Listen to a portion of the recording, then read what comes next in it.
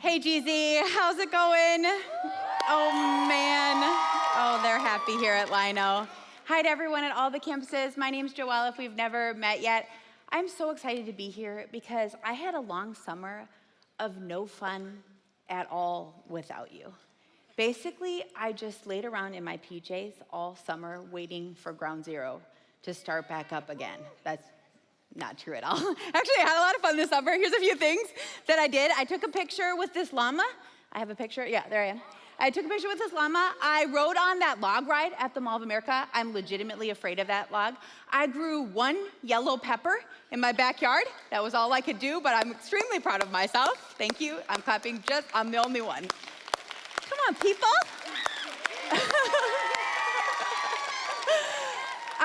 I did actually build that fire. I built lots of fires up at our family cabin. And then I went to a bunch of epic kid birthday parties this summer, tons of them. That last one, by the way, I'll show you. This one actually had horses at it. That's my daughter riding a horse at their birthday party. What? I did not have those kinds of birthday parties growing up. Have you guys been invited to kid birthday parties before? Like, do you remember this? Maybe you're still getting invited to these kinds of parties. They're so fun. They're like the best thing on the planet. When you're like 6 or 7, you get invited to one of your friend's birthday parties. You know you're gonna go there, you're gonna eat junk, right? You know there's gonna be pizza, there's gonna be cake, there's probably gonna be ice cream, maybe candy. You're gonna play games, your friends are gonna be there. Maybe they're gonna send you home with one of those little treat bags, you know what I'm talking about?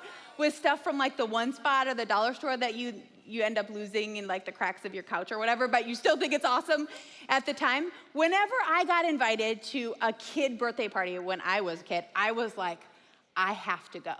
Like, I wanted to say yes to those invitations so badly. It was never like, am I gonna go or am I not gonna go? It was like, yes, how can I get myself to those parties? And maybe that's how you were too. Well, this year at Ground Zero is gonna be a lot like an epic kid birthday party. Because if you think about it, you're gonna come here, there's gonna be a ton of friends.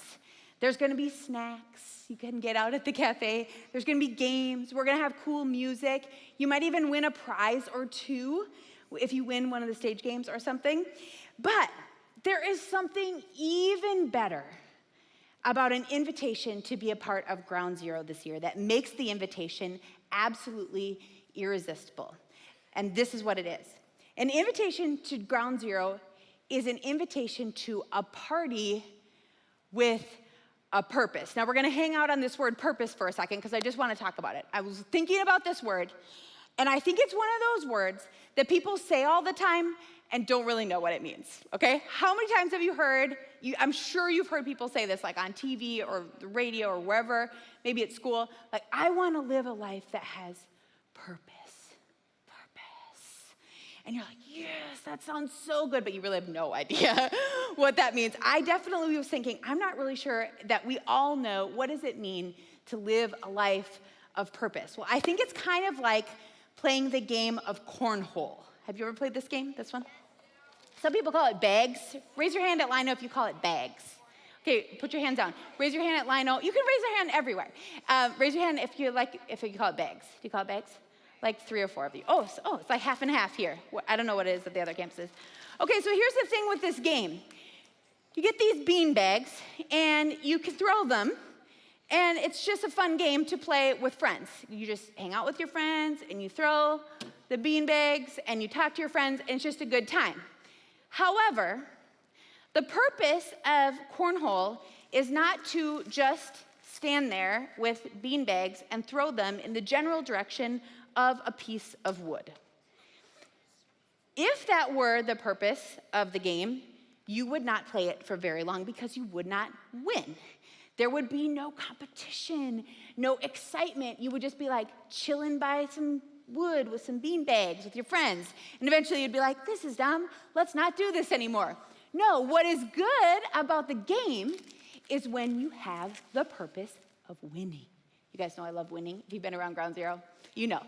I love to win. Okay, so the purpose is that you get this beanbag into that hole and score points and beat the other team. Do you think I can do it?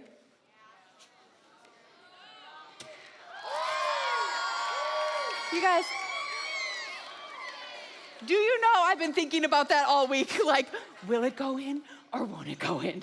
Can I make it or can't I make it? Okay, I can make it, so that's good. The purpose of cornhole is really important. Aiming, getting it in the hole, and winning points for your team is what makes the game awesome. And the same is true when it comes to ground zero and your faith in Jesus this year. Because you could keep coming here on Wednesday nights for like a giant party with your friends, and that would be fun for a while. You'd be like, this is fun, you know, there's interesting people here. But after a while, you'd get bored and you'd stop coming. And you wouldn't invite your friends, and you definitely wouldn't experience any kind of life change that makes your life a whole lot better. And do you know why? Because it would be like a big party without a purpose. But that is not what ground zero is. Ground zero is a party with a purpose. So in the next few minutes, here's what I want to do. I just want to tell you what the purpose is of ground zero so that you can decide tonight. I love giving you guys decisions to make right off the bat, okay? You can decide tonight if you want to be in or you want to be out. Like, do I want to be all in with ground zero this year and be a part of this party with a purpose? After I tell you what the purpose is, you get to decide for yourself if you want to say yes to that invitation tonight. So to show you the purpose, we have to read from the Bible tonight. I love this book. It is full of stories that inspire me, poems that encourage me when I'm down, and truths that I need when I am facing big decisions. Tonight we're going to be reading from the book of Matthew, and it's just a story of when Jesus was here on earth. And what he was doing was he was going around and sort of gathering up people to join him for his party with a purpose. And you have to check out what he said to these two guys one day as he was walking by. This is Matthew chapter 4. One day as Jesus was walking along the shore of the Sea of Galilee, he saw two brothers, Simon, also called Peter, and Andrew, throwing a net into the water, for they fished for a living. Jesus called out to them, "Come, follow me, and I will show you how to fish for people." Okay. You're like, this is a little bit weird, Joelle. Imagine the scene for a second. Andrew and Peter are together, they're brothers, and they're fishing. They fish for a living. They've been brought up learning how to fish. This is like what they know how to do, and they're having a pretty good time doing it. They're probably pretty successful. They have days where they don't catch fish, but they have days when they do catch fish, and it's pretty cool for them.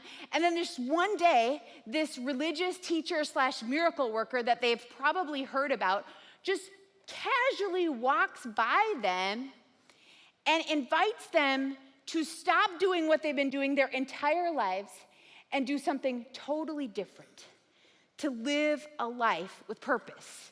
It's like he's inviting them to this epic kid birthday party, but it's way, way, way, way better than that. But they have a decision to make. And he's inviting them to this purpose of following him and fishing for people. Now, we're going to talk about fishing for people in a little bit. It's not quite as creepy as it sounds. But first of all, I want you to just put yourself in the situation for a minute. And imagine that you're doing something that you've done your whole life. And you know how to do it, and you're good at it, and all your friends are doing it, and all your family does that thing. And it's just what you thought you were going to do for the whole rest of your life. And then you get an invitation to do something totally, completely different. That's what Jesus was offering them that day. He was saying, hey, you're good at fishing, and you could keep fishing, or you could not. And you could put down that net, and you could follow me, and you could live a life with a crazy, life-transforming purpose. And these guys had to make that decision on the spot that day. Now, this invitation that he was giving Peter and Andrew that day is the same invitation that Jesus gives to all of us. So I want to make sure that you are crystal clear on what Jesus was inviting them to and what he is inviting us to by breaking down just those two purposes that we just read from Matthew chapter 4. And the first one was that purpose of following. Now here's my definition of following, okay? If you're going to follow Jesus, it's really the daily activity of putting Jesus in front of you. Now, I just have to tell you that I have been studying leadership for a really long time. It's very cool right now to talk about being a leader, and it is not very cool to talk about being a follower. And sometimes when you would never tell your friends, like, I want to become a follower someday. You would probably tell your friends, I want to become a leader someday. But following is not a passive activity. It's not something that you just are lazy and it just happens. It's actually a very active thing, where if you're going to follow Jesus, you make a decision every day to place him in front of you. You guys know this, but it is really difficult to follow anybody or anything that is not in front of you. If it's behind you, okay, it's kind of hard to follow. But when we put Jesus in front of us, that's when we can figure out how to follow him. It actually reminds me of swamping. Do you guys know what swamping is? Okay, I mentioned earlier that I made some fires up at my family cabin this summer. I love the family cabin, okay? It's like a little getaway, a little retreat for me. And up there, our family owns a couple of ATVs, four-wheelers. And when you get on those four-wheelers and you go into the deepest, darkest woods where it is nasty with bugs and sticks and leaves coming down at you, and there is mud up to here, and you go through it, that is called swamping. I brought a picture. That is what it looks like when you go swamping. This is a term we use, and on a really fun day, we say, hey, do you guys want to go swamping? And we go and we get on, and that's what we do. So I can remember the very first time I ever got to go swamping where I was driving on my own. So for many years, I would like ride on the back, somebody else was driving. But I remember when my dad finally said to me one day, like, Joelle, grab a four-wheeler, we're heading to the swamps. I was super pumped because I love to get covered in mud. This is legitimate, I love it, covered in mud. The adventure of it, I love how the paths get super narrow and you're not sure if you're gonna make it. But as I was thinking about that, I also got pretty nervous. Like, okay, am I going alone into the swamps? Like, is anybody gonna be with me? And then my dad jumps on the other four-wheeler and he says, follow me. And I'm like, sweet. All of my fears completely go away because I know my dad knows every turn. I know that he's never gotten lost. And so I know that I'm never gonna get lost if I'm with him. He also knows the coolest and best places to go. So I know we're gonna get to the deepest mud, okay? We're gonna get to the best places on the planet.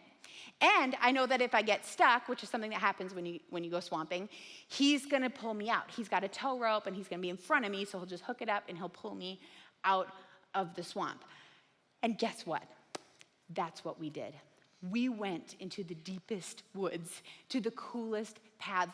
We came back just covered in mud, huge smiles on our face. Like the only thing that you can see is like the white teeth and everything else is covered in mud. And it was such an amazing adventure because I was willing to follow somebody who knew how to swamp a little bit better than me. And that's a lot what it's like to follow Jesus, to place him in front of you on a daily basis, to let him be the one who leads you when you're scared, especially, or you don't know which way to go. And what he will lead you to is the best life possible, the most adventurous, fun, exciting, peaceful, free life possible. Now, of course, you aren't actually going to get on an ATV, and Jesus isn't actually going to get on an ATV, and you're not actually going to follow him into the swamps. This is an analogy, you guys.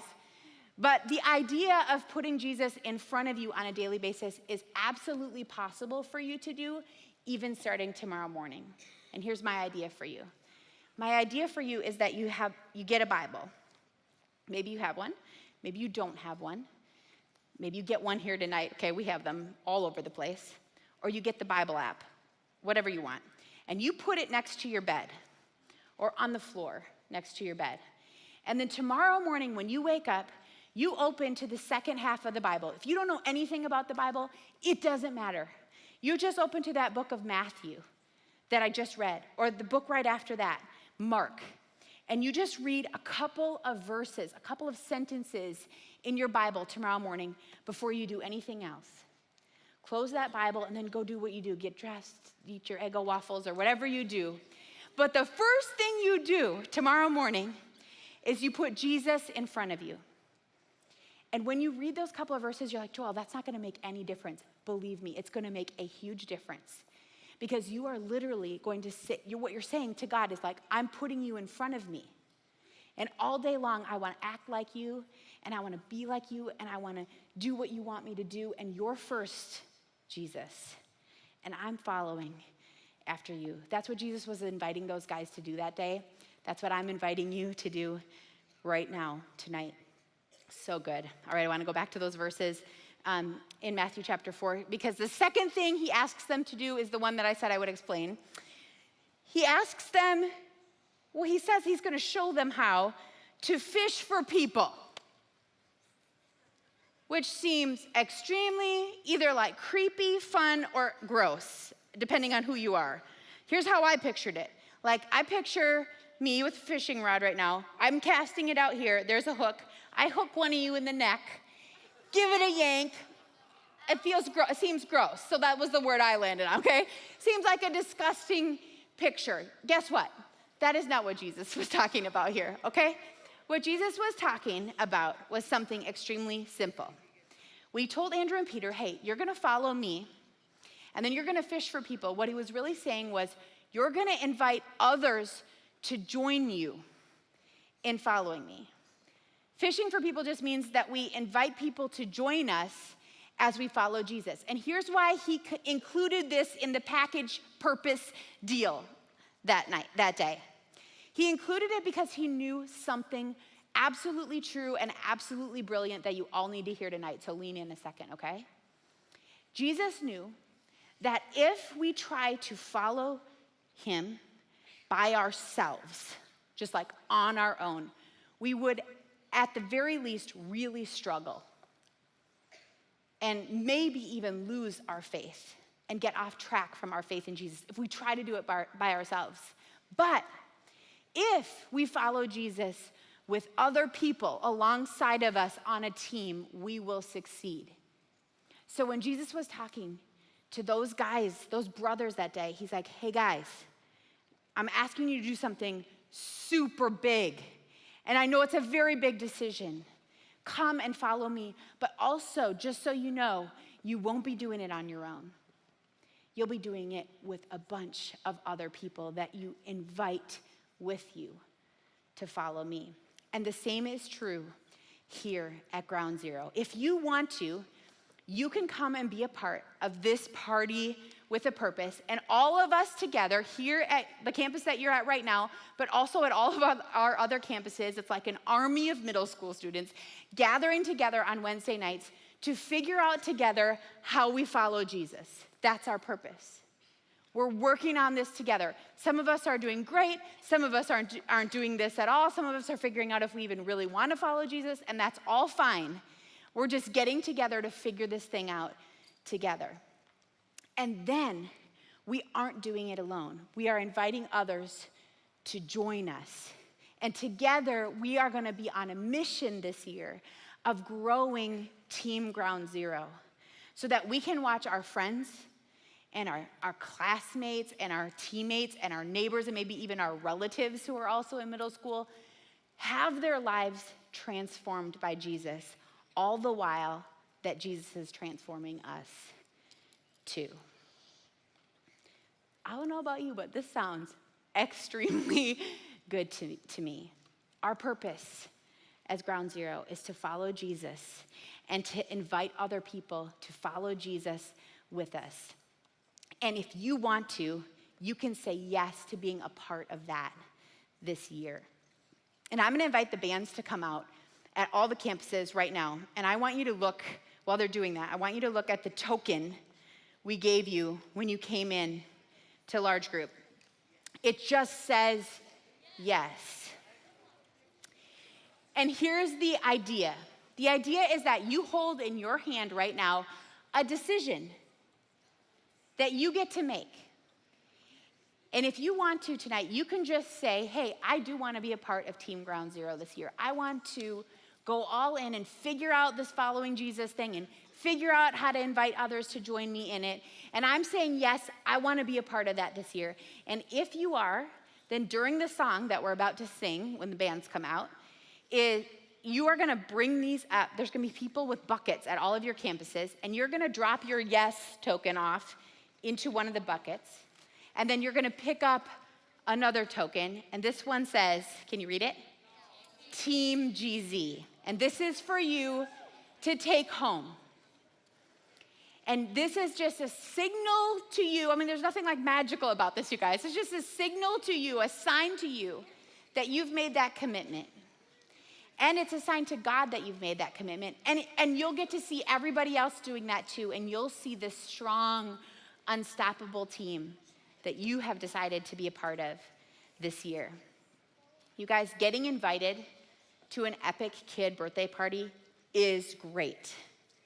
But getting invited to a party with a purpose every Wednesday night this year is way better. And it will be life-changing for you and your friends. So my hope is that you will say yes to the invitation tonight. Let me pray for you, and then we're gonna sing this song. God, thank you so much for just making it really clear to those guys what you wanted them to do, so that it would be really clear for us what we can do together this year. I pray, God, that you would give us courage to say yes to the invitation, to be a part of Ground Zero this year, and to bring tons of others along with us. We love you so much, and we pray this in Jesus' name. Amen. Bye, guys.